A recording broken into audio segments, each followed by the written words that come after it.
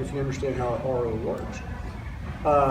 Those benefits lead into lesser cleaning products in your home. I know my main, or what has turned into my main work is homes, just like y'all live in, that go to full drinking water systems. So I've got many people. I've done a little over 750 rainwater installs. Probably 80% of those people are full drinking water systems.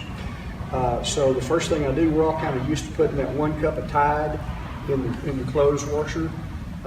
Some of these kids are eating these Tide Pods now, so don't quite understand that. But anyway, so I immediately reduce those people from 1 cup down to a 1/4 cup, because even low sudsing detergent will suds if the water's soft enough, and many people have to reduce it even from there, especially with front load machines.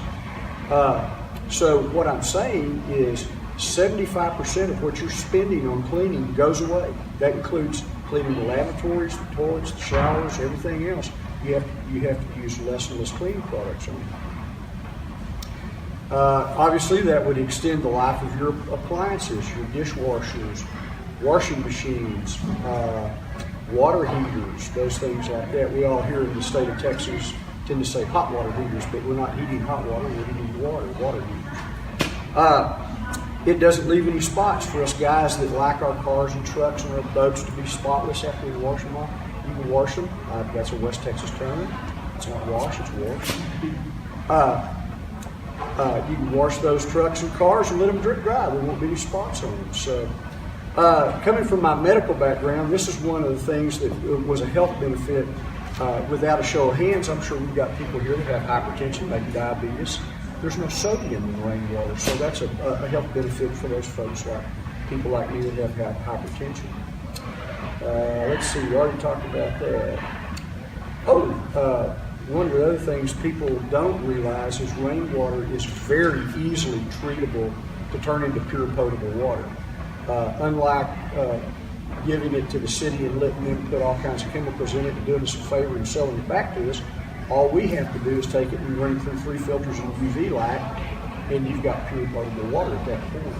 So let me kind of give you an idea of how clean that water is. The water here, the municipal water here in Fredericksburg runs about 3,300 particles per million.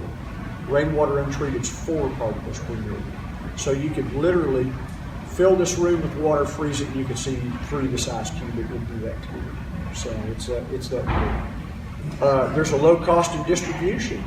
Imagine the infrastructure of a city the size of Fredericksburg, Kerrville. Let's look at San Antonio down here in the south of us. What the cost it takes just to distribute that water. Well, if you catch it on your own property and hold it on your own property, the average distance from tank to house is only 30 feet. So it doesn't cost much to get it pushed around. And we have very good pumps these days. We've gone nearly to all submersible pumps that we can change the pressure, the volume, all those different things that we didn't have just 5 years ago. And of course, one of the, in my 10 points that I go over, one of my favorite ones is God gives us this water for free. It's up to us to decide if we want to keep it or let it go to the government and let them sell it back to us, so we can do that. Some of the other things I like to talk about is that people ask me about the cost of doing a rainwater system. We've all gone to the store and bought one of these, right? I just bought this just a minute ago for a good example, and I paid $1 for this. Most places you're going to pay $1 for a bottle. Do you know how many of these it takes to make a gallon? This is a short one, but a normal size. It takes 8, so I would have paid $8 a gallon for that water. We can gas it anywhere close to that, and milk and anything else. So you're paying $8. You can put in a full drinkable white rainwater system anywhere from $1.50 to $2.50 a gallon and be done. Turn off your water well, never use it again, cut the city off. And that's full drinking, cooking, cleaning, bathing, and some gardening out there. So a lot of people don't realize just what they can do with it. I'll turn it over to Q&A. Y'all questions? Be happy to answer what I can. Well, in this neck of the woods, when you don't get a lot of rain, how viable is it? Great question. Even in, we have several people in sustainable rainwater systems out in the Sonoran Desert right now where it only rains 5 to 8 inches a year. It depends on the roof size. Actually, in our area here, and it doesn't feel like this sometimes, but our average rainfall, a 15-year average, is 33 inches here. It never feels like it, but if you go back over time immemorial, it constantly comes back to that 33.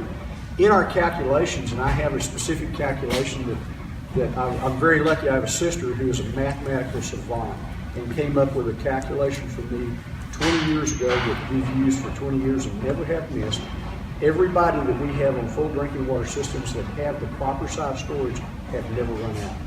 So we use this calculation, but instead of using 33, we use 28, and we use a variable off of how many gallons per square foot off of this roof we can use. The calculation really is 0.648, and we use 0.6. So we're hedging those things to the real world of Texas and the real country. I grew up on a very small rainwater system, and it sustained our family. It got a little dicey in August every once in a while.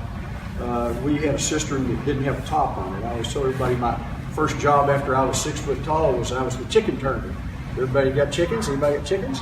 They all roost with their facing out. Well, my job was they'd sit on top of that cistern and I'd have to turn them every day. So there's a good joke there. Anyway, but it is very sustainable, and we've worked in areas where there's a lot of rain. Haiti, it rains constantly down there, but they have poor drinking water. So they have me go in and we do rainwater systems for them down So there. the function of the storage tank and the collector, whatever. Say that again. So the function of the storage tank. And the Storage tank size and the collection Once size. you get it in the tank, it lasts. Then- you don't then- worry about time. Well, no, because you're constantly put and take. And biologically, it'll sit in that tank if it's covered, as long as you don't have sunlight getting into it. And here again, you have to have sunlight to create photosynthesis. It'll sit there forever. But in big tanks, it's constantly in flux and moving, even if you're not taking water out of it. Because in big tanks, we're all familiar with the lake turning over. We've heard that term before. In the spring and the summer, the lake will turn over. In tank, and that the proper biological function is called flocculation. We just don't say that word 10 times in a row real fast in the next company. But it constantly is flipping in that tank, if you want to call it that, because these tanks, during the summer and winter here in Texas, they tend to stay about the same temperature, somewhere from 54 degrees to 65 degrees year round. So it's constantly trying to clean itself. So things that get in it actually expel with the overflow and things like that. So what size are tanks? tanks run from 5 gallons to, I can go up to 1,500,000. I can probably fit in the backyard with it. Like the average homeowner? Most homeowners, a 2-person house is a 20,000 gallon tank. It's a small little tank that can fit behind your property. But the tank company I use is one of the very few tank companies in the world that as those tanks get bigger, the price per stored gallon goes down. So most people that need a 20 will buy a 30. They can get 10,000 more gallons for just $2,500 more dollars. And people that need 30 will buy 40 and on and on and on. The biggest tank size that we actually use on a home or a building right now is 65,000 gallons. Once you go past 65,000, then you get into OSHA regulations, and the price of poker goes up real fast. So if you need more than 65, then we do doubles. Y'all are in Kerrville? Halfway between. Okay. Well, you've been to Kerrville. You can go by the Croc Center, Gateson City Christian Fellowship, the jail, the County Youth Exhibit Building, James Avery. All of those places have double 65,000 gallon tanks. But the average capacity is up around 200,000 because the underground storage or the underground pipes taking that water to those storage tanks hold a lot of water, especially out of the County Exhibit Building. All of that's a 24-inch pipe. There's 1,500 feet of 24-inch pipe under the ground taking the water out there. So these tanks above ground, below Above ground, yeah. When you go below ground, which we can do, then here again the price of poker doubles or triples, especially if you're hitting any kind of rock at all. So I've done, out of all of these, I've only done 2 underground tanks in my entire career.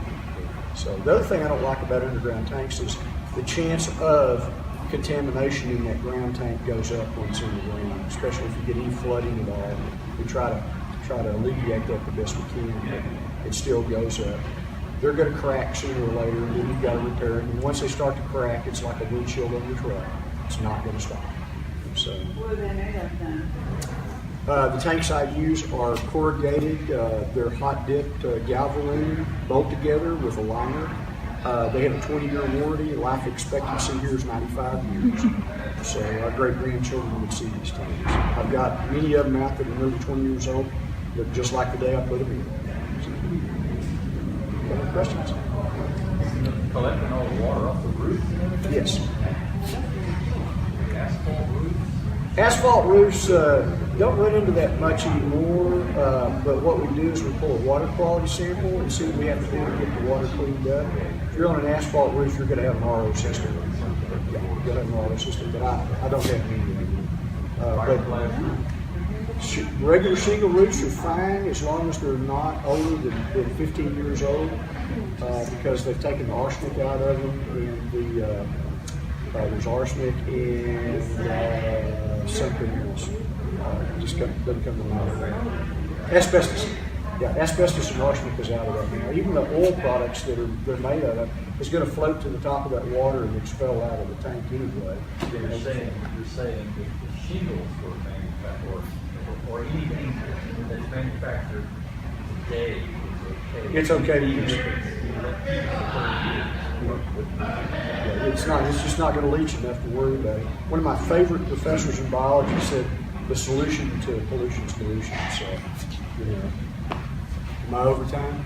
You're fine if you have a couple more questions. Yeah. Other questions? So we're about to build a house at the right time to do this. Now, talk to me now, because I'm going to want to talk to the plumber and the builder, especially the guys going to put the gutters on. Because gutter guys, they put gutters on, and their job is to get the water off that roof and away from your foundation. My job is to get that water off that roof and into a tank. So I might want to put drops there where normally a gutter guy wouldn't put them. I actually, we're in the city that I've got a gutter guy that I use almost exclusively, Sean Heap here at the Gutterman Rain Gutter Company, and to date he's nearly done 4 miles of gutters for me.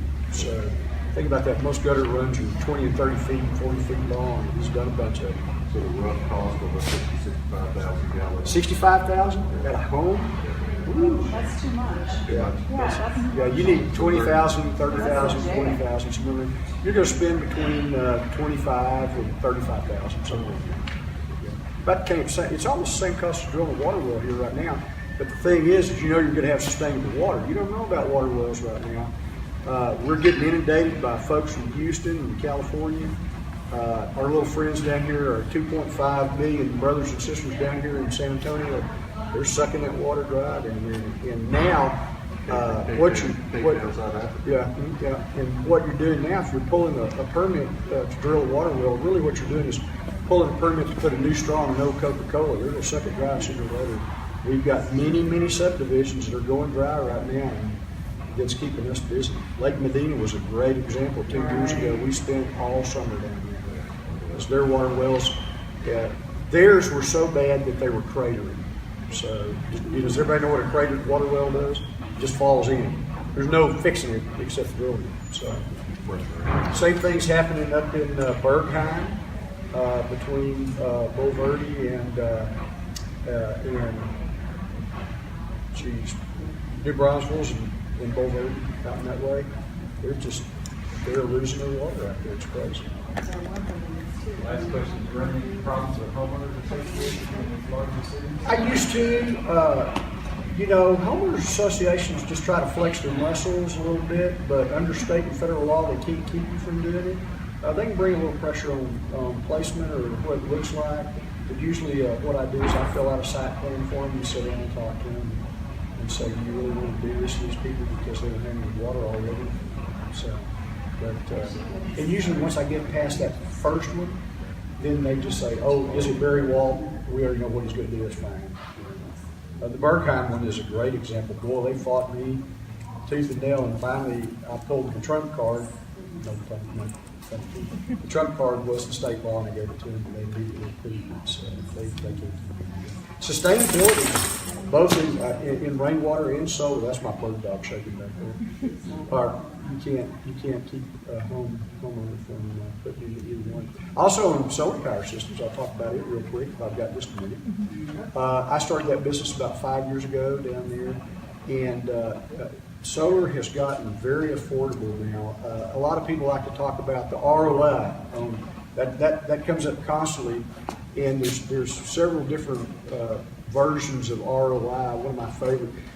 We've got, if y'all come by my booth, you'll see a placard about a house I won a National Home Builders Association off of. We have both rainwater and solar on this house, and they're my company attorneys. And usually when we talk about, if I'm on the circuit with them, which we go on the circuit a lot, I let him tell about the solar on his property, because what's a better example of somebody already using it, but he understands more about solar than most installers do. And his point, he and his wife were attorneys that bought and sold businesses for a living. So he understands what real ROI is. And his thing is, if you're going to spend $10,000, put it in the stock market, put it in some way to make money off of it, what's your rate of return? It's a gamble, but let's say you got 10%, because it's easy to figure out. So in a year, you'd make $1,200. Well, how much is your electric bill? I'll bet it's more than $1,200 in 1 year. Well, if you put that money into solar, you're saving that much money. So that's a real cash, they call it cash on cash rate of return. The other thing is for instance, if you come by the booth, you'll see my building has solar on it. Those panels on there push 170 watts, and today's same size panel pushes 370 watts. So you don't have to have as many panels. So you're sure those panels are a little more expensive, but you don't have to put as many on them, so there's a cost savings there. The government's still giving 30% tax credit. So that's real money. If your tax burden's $5,000 and the 30% off of the sale is $5,000, you don't own anything that year. So it's a real tax savings. Plus, once you put it on, sooner or later you're going to have free electricity. Are we done? We're done. They're pulling with the big stick. Well, I appreciate y'all's time. It's always fun to talk to small groups like this. Thank you very much. And you can stop by my booth and come see me and Gus. He'll let you pet him. He's never been petted.